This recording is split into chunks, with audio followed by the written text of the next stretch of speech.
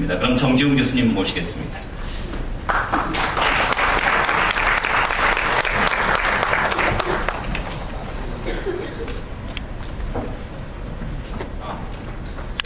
네. 안녕하세요.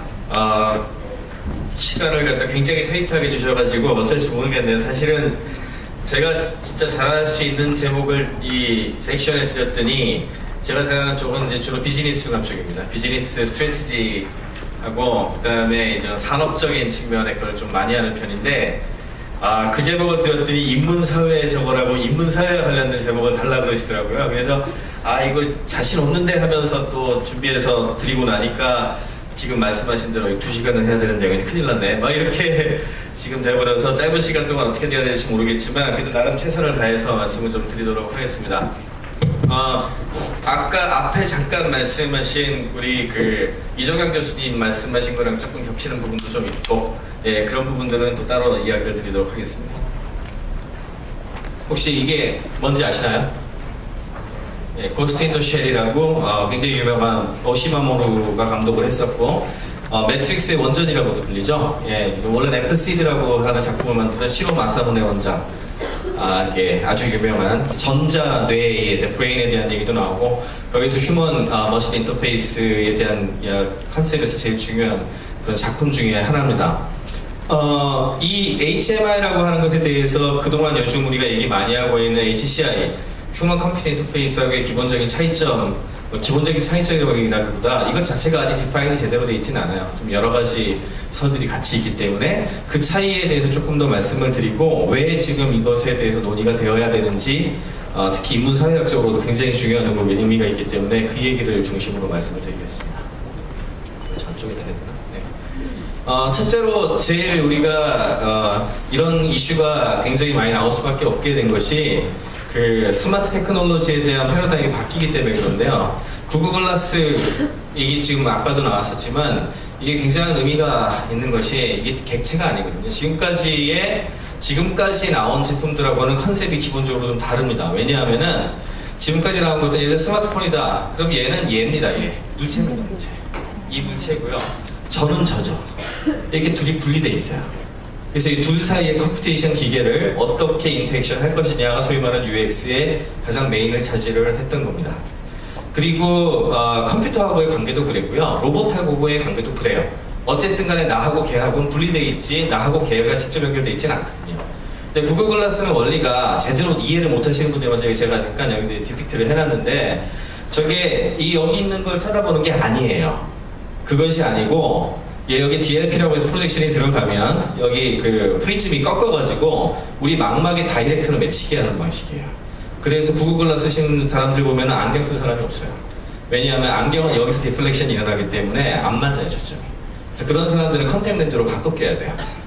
그렇게 해서 확장이 돼서 여기 프로젝션을 하는 방식인데 이거는 달리 표현하면은 인간의 뇌가 이경민 교수님이 뒤에 계시니까 제가 이런 얘기하면 좀 저 더 하긴 한데 인간의 뇌가 크레니얼 러브라고 해서 이 뇌신경이 나오는 게 12개가 있는데 그 중에서 이 눈하고 코하고는 바로 이렇게 다이렉트로 센서에 연결되는 것들을 가지고 있거든요. 그래서 코는 바로 되고 눈 같은 경우에 시신경이 들어가고 시신경 앞쪽에 망막이라고 하는 특화된 센서 세포가 분화가 돼서 있죠. 그리고 그 사이에 바이폴라 셀이니 이런 여러 가지 셀들이 있는데 그런 애들에다가 그런 애들이 다르게 표현하자면 이렇게 뇌가 확장을 해서 약간 분화된 세포가 여기 스크린처럼 쳐져 있는 걸로 생각하시면 되거든요.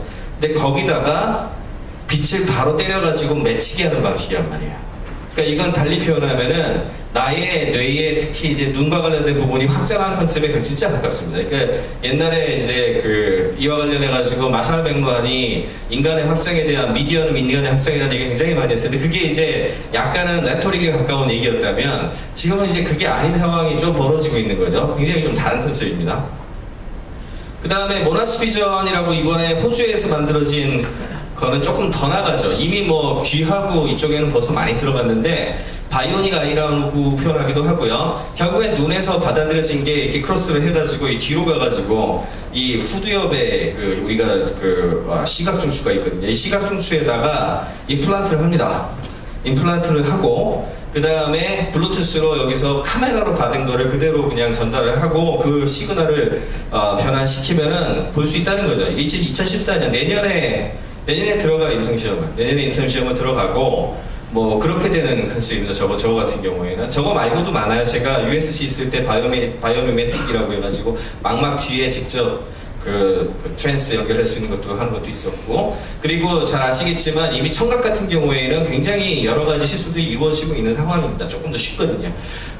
그래서 이런 것들도 아까 말씀 구글 글라스하고 조금 맥락이 좀 닿는 거라고 말씀을 드릴 수가 있겠죠. 그 다음에 또 최근에 제일 이제 인기를 끈 킥스타터라는 곳에서 인기를 끈 제품인데, 시간 있으면 이런 동영상들 탁탁 보여드리면 정말 감딱 잡히실 텐데 좀 안타깝네요.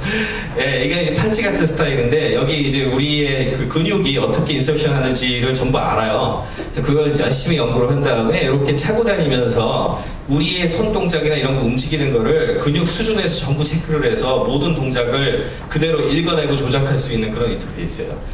가격도 싸고요. 이게 왜 지금까지하고는 다른 느낌이 드느냐? 지금까지는 저런 종류의 기술이 굉장히 먼 기술처럼 느껴졌어요. 뭐 사이보그 관련된 얘기를 할 때 뭐 비싸거나 접근성이 어렵거나 뭐 이래버리면 사회적 파급력이 약해요. 아무리 그래도. 그러니까 아주 절대적인 케이스, 그런 케이스면 뭔가를 하게 되거든요. 이따가도 설명을 좀 드리겠지만 사이보그라는 얘기를 드릴 텐데, 사이보그적인 측면은 크게 둘로 나눕니다. 하나는 인간의 디서빌리티를 문제를 갖다 해결하기 위한 부분, 의학적인 사이보그라고 해요. 의학적인 사이보그 부분하고 그 다음에 슈퍼휴먼 사이보그가 있어요. 그러니까 지금 현재 인간이 있는데 그 인간을 조금 능력을 더 덧붙이게 하도록 하는 방향, 두 가지 방향성이 있거든요. 근데 그 메디칼 사이보그는 대부분 인정을 해요. 가격이라든지 여러 가지 문제도 있고 그 사람들이 한마디로 뒤떨어지는 거를 끌어올리는 것에 대한 부분이거든요. 근데 슈퍼휴먼 사이보그는 논란의 여지가 있는데 그거에 대해서는 고민한 적이 없어요. 왜냐하면 사회적 비용이 너무 크거든요. 개인적 비용도 너무 크고 갈 길이 먼 거야. 그러니까 저기는 우리가 지금 현재 접근 가능한 세상이 아니다. 뭐 이런 상황에서 별 상관이 없었는데 아까 말씀드린 그런 기술들이 100만 원 이하대로 떨어져서 지금 온단 말이에요. 그럼 얘기가 좀 달라집니다. 뭔가 굉장히 좀 다른 측면에 접근이 갈 수밖에 없는 거죠. 여기서 이제 HMI에 대한 이야기를 했던 거를 HCI하고 조금 겹쳐서 휴먼 컴퓨터 인터페이스, 여기하고 좀 겹쳐서 좀 얘기를 하자면, 컴퓨터는 기본적으로 계산기입니다. 계산을, 굉장히 빠른 계산을 하기 위한 걸로 출발을 했어요. 그 논문을 처음으로 이론을 제기한 사람이 저기는 유명하죠. 알란 튜링이라는 사람인데, 알란 튜링이 19세기에 있었던 저 논문이 굉장히 중요한 역할을 했고요. 이 논문에서 소위 말하는 데이터가 충분하고 알고리즘이라는 프로그램이 있다면 대부분의 문제는 풀어낼 수 있다는 걸 증명을 합니다, 수학적으로. 그래서 이 이론을 바탕으로 해서 이게 이제 소위 말하는 폰 노이만 아키텍처인데, 존 폰 노이만이라고 뭐 노벨 경제학상 같은 경제학자이자 그리고 또 뭐 게임 낸 사람이기도 하고 엄청난 천재죠. 당대 최고의 천재 탑 10을 뽑으면 아인슈타인과 함께 탑 1, 2에 들어가는 사람이고, 프린스턴 고등과학기술연구원의 테뉴어 받은 첫 번째 두 사람 중에 한 명이죠. 아인슈타인과 함께. 그 양반이 이제 알란 튜링의 이론을 받들여가지고 이제 소위 말하는 오늘날의 컴퓨터의 기본 아키텍처 설계를 하는데, 이게 폰 노이만 아키텍처로 부르는 그 형태입니다. CPU라는 아주 빠른 계산기가 있고, 데이터를 저장할 수 있는 메모리라는 것이 있고, 그 다음에 그거를 볼 수 있는 인풋과 아웃풋 디바이스들을 연결하고 그들을 연결하는 버스라는 것들이 있다면, 이것들을 잘 조직한 것이 오늘날의 컴퓨터 원형이에요. 어떤 형태의 컴퓨터든 이걸 벗어나진 않고 있어요, 아직까지는. 이거에서 폰 노이만 컴퓨터라고 합니다. 근데 기본적으로 여러 가지 문제점은 있어요. 왜냐하면은 속도들이 우리가 생각했던 것보다 훨씬 빨라졌죠. CPU도 훨씬 빨라졌고, 메모리라고 하는 녀석은 뭐 옛날에 뭐 킬로바이트 이랬다가 지금 메가, 기가, 테라 갔잖아요. 그렇게 엄청난 속도로 늘어났지 뭐 이러면서 폰 노이만 병목 현상이라는 게 발생을 해요. 왜냐하면은 하나가 빨리 처리하는데 데이터가 많아져야 되니까 차가 왕창 몰리고 차는 속도가 올라갔잖아요. 그러면 뭐가 문제가 되겠습니까? 도로 문제가 생기죠. 도로가 어떻게 되느냐에 따라 가지고 이게 생각보다 전체적인 성능이 안 나오는 현상이 나타나죠. 그걸 해결하려고 뭐 듀얼 코드코어 나오는 게 그런 거예요. 이렇게 병으로 이렇게 길을 넓혀주는 거죠. 그것도 지금 물리적 한계에 도달하니까 이제 3D로 쌓는 작업들 하든지 뭐 이런 연구들 지금 하고 있어요. 근데 기본적으로 인간의 뇌는 그런 형태가 아니라 네트워크 구조로 되어 있거든요. 네트워크 구조로 돼 있고 수십 억 개의 뇌가 브레인 그 셀들이 동시에 동작을 합니다. 그러니까 원래 기본적으로 브레인이 가지고 있었던 거하고 이런 컴퓨터가 가지고 있었던 틀이 기본적으로 달라요. 생각하는 틀 자체가. 네. 그래서 이런 거를 통해서 여러 가지 연구들을 진행을 했는데 그 중에서도 약간 오늘 이야기하는 것과 조금 비슷하게 가려고 했던 사람 중에 Artificial Intelligence, 이제 인공지능을 하려고 했던 분야 중에서 제일 유명한 사람이 허버트 사이먼하고 앨런 뉴얼이라는 사람이 있습니다.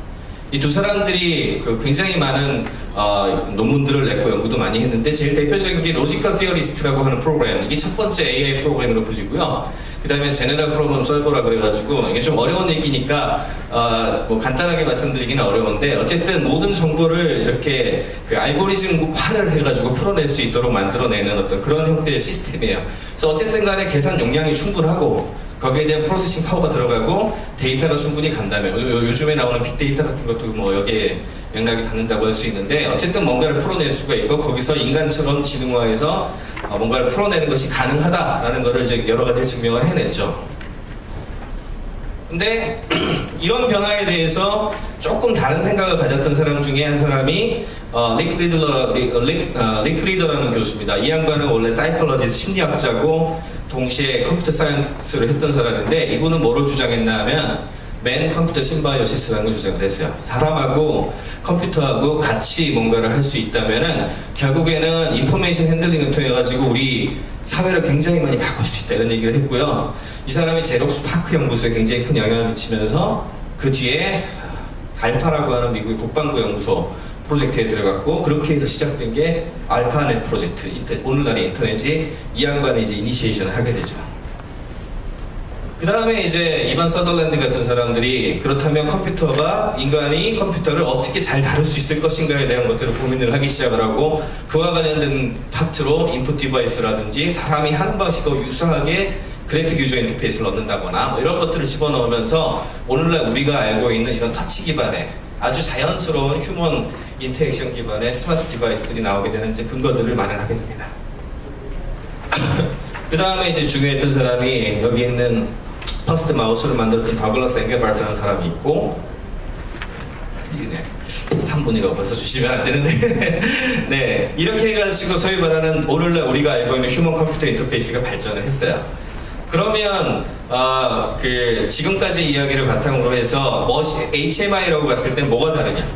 시각 자체가 달라집니다. 이쪽에서의 제일 커다란 이슈 메이킹을 했던 사람은 존 폰 노임하고 동시대의 사람이긴 하지만 모든 것을 네트워크로 본 사람이 있죠. 그 사람이 바로 이제 클로드 셰너가 노버트 위너라고 하는 유명한 양반들이죠. 이 양반들이 정보 이론이라고 해서 0101이라고 비트의 이론은 여기서 처음 정립이 됩니다만 사이버네틱스라는 말을 만들어내면서 새로운 의미로 굉장히 많이 도입을 합니다.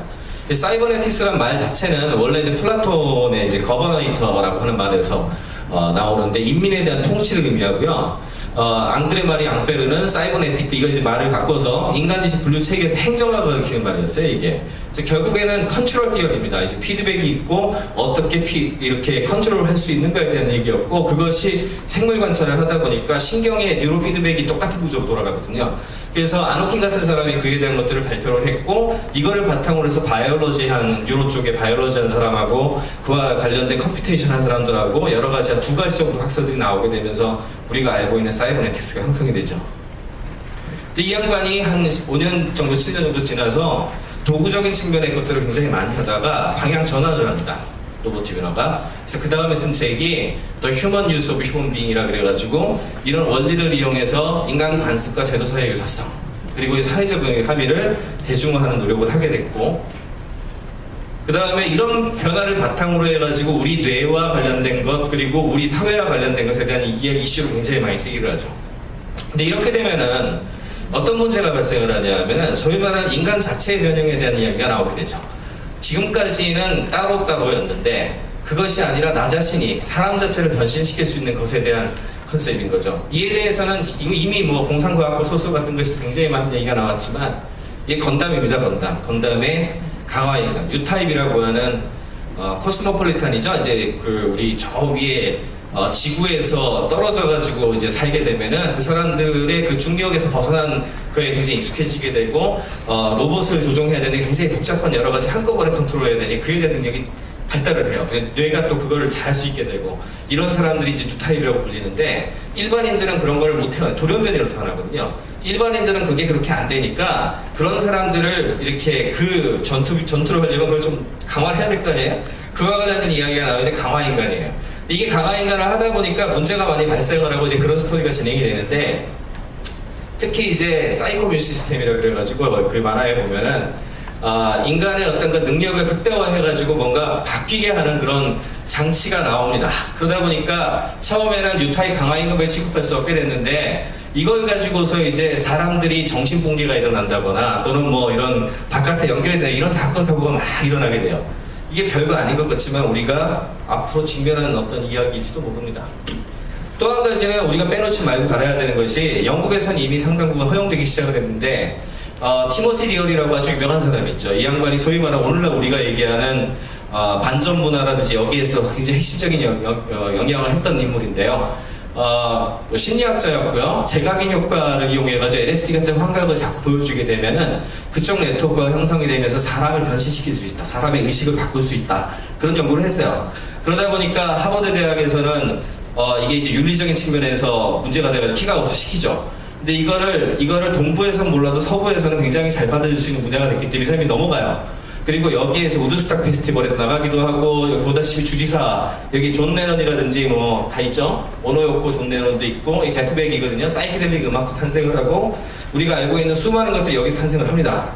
그리고 실제로 이 문화가 지금 이제 서부에 굉장히 중요한 문화적 주류를 갖고 있어요. 히피 문화하고 자유 사상과 이런 여러 가지가 전부 연결이 되는 거죠. 그래서 이런 부분들이 사실은 우리 뇌의 어떤 활성을 떨어뜨리게 되면 그에 대한 것들을 여러 가지로 해볼 수 있는 연구가 진행이 될 수가 있는 건데 이게 좀 한참 진행이 되다가 존 F 케네디가 암살을 당하면서 이와 관련된 연구를 완전 중단시킵니다. 그러다가 요즘 영국에서 이와 관련된 연구를 다시 허용하기 시작했어요. 이게 굉장히 큰 의미가 있는 게 영국이 되게 좀 무섭습니다. 왜냐면 스템셀도 제일 먼저 하잖아요. 그게 어떤 의미인지 잘은 모르겠으나 그런 부분들도 이거하고 연결된다고 볼 수가 있겠죠. 그리고 뭐 호러스 카탈로그 같은 데서 이런 문화에 대한 이야기 스테이 헝그리 스테이 플리시는 사실은 여기에서 제일 마지막에 나왔던 얘기고요. 그거를 스티브 잡스가 응용한 게 불과해서 시간이 없어가지고 큰일이네요. 그래도 이게 좀 핵심이니까 조금만 더 해보겠습니다. 네, 그래서 사이보그란 말은 사이버네틱스에서 생물이라는 말이 합성되면서 나옵니다. 그래서 뭐 제일 먼저 60년에 엠프레드 클라인즈가 나단 클라인하고 사이보그와 우주라는 말을 통해서 처음 소개하는데 자체 조절이 가능한 인간 기계의 결합인 사이보그가 우주 진출에 유리할 거다. 이게 이제 소설의 내용이었어요.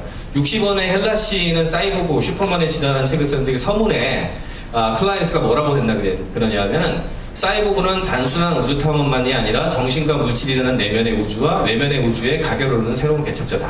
그래서 사이보그와 로봇의 차이점을 설명을 했는데 로봇은 기계가 진화해서 인간에게 접근한 것이고 어디까지나 인간 밖의 존재를 하죠. 그렇지만 사이보그는 인간이 유전자를 통하지 않고 기계와 일체화돼서 인공적으로 진화를 한 겁니다. 그래서 도널드 헤드웨이는 사이보그 선언도 해요. 이게 페미니스트인데 이거는 사회정치적 상징으로 사이보그를 제시를 하고 20세기 후반들의 기계들에 대한 우리가 어떻게 다뤄야 되는 거에 대한 얘기를 했죠. 그리고 아까도 잠깐 말씀하셨지만 닉 볼스트롬이라고 해가지고 철학자이지만 트랜스휴머니즘을 갖다 장착한 사람 제일 유명한 사람 중에 한 사람이고요. 이 사람이 휴머니티 플러스라 그래가지고 이거를 그대로 받아들이고 인간이 새로운 강화 인간의 형태로 갈 수밖에 없으니 그와 관련된 여러 가지를 하자라는 이야기를 하게 되죠. 근데 아까 전에 이정광 교수님도 말씀하셨지만 여기에는 아까 전에 우리가 생각하지 못한 여러 가지 문제점이 있습니다. 제일 대표적으로 그렇다면 페어니스에 대한 문제가 당장 발생하고요. 도대체 인간의 공정과 관련된 부분은 어디에 있는가? 그 다음에 인간의 디펜던시 문제가 생깁니다. 이런 것들을 계속 다른 것에 내주기 시작을 하면 인간 본연에 가지고 있던 기능이 계속 저하질 수밖에 없어요. 그게 이제 일종의 어딕션하고도 관계된 내용이고요. 그와 관련된 이야기에 생각을 해줘야 되는데 그런 걸 좀 빠지고 간 거죠. 이게 마지막일 건데 잠깐만요. 안 넘어가죠? 예. 그래서 이정광 교수님이 하신 글을 좀 하고 그 다음 얘기 하나만 드리고 끝내겠습니다. 그렇지만 이런 변화에 대해서 우리가 항상 열심히 보고는 가야 된다고 생각을 합니다. 17세기, 18세기 계몽주의는 신중심을 떠나 인간중심의 관점으로 전환을 주장을 했고 19세기, 20세기 휴머니즘은 인류 문화가 기기와 테크놀로지 폐해를 넘어서서 인간중심 가야 함을 주장을 했죠. 그렇지만 20세기, 21세기인 지금은 신의 개념을 넘어서서 인지과학 기술까지 포함돼 미래융합과 기술이 인간 삶을 향상시키고 인간과 기기의 경계가 무너지는 존재로 인간을 재개념해야 되는 건 맞거든요.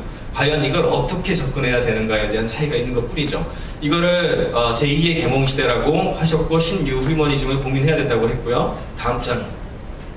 예, 이게 아메리칸 아카데미 오브 아트 앤 소사이어티에서 최근에 낸 리포트입니다. 짧은 영상이니까 잠깐 한번 봐주시겠습니다.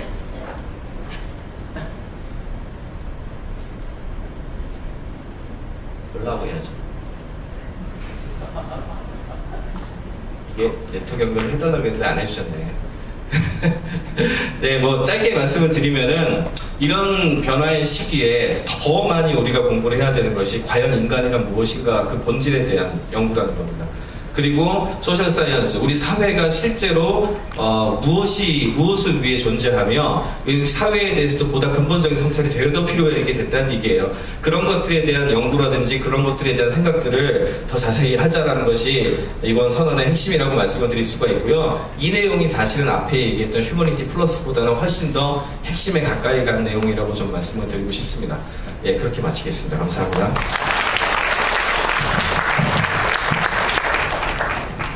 정기훈 교수님 하여튼 시간 너무 잘 지켜주셔서 고맙습니다. 다음 이경민 교수님 똑같이 부탁드리겠습니다.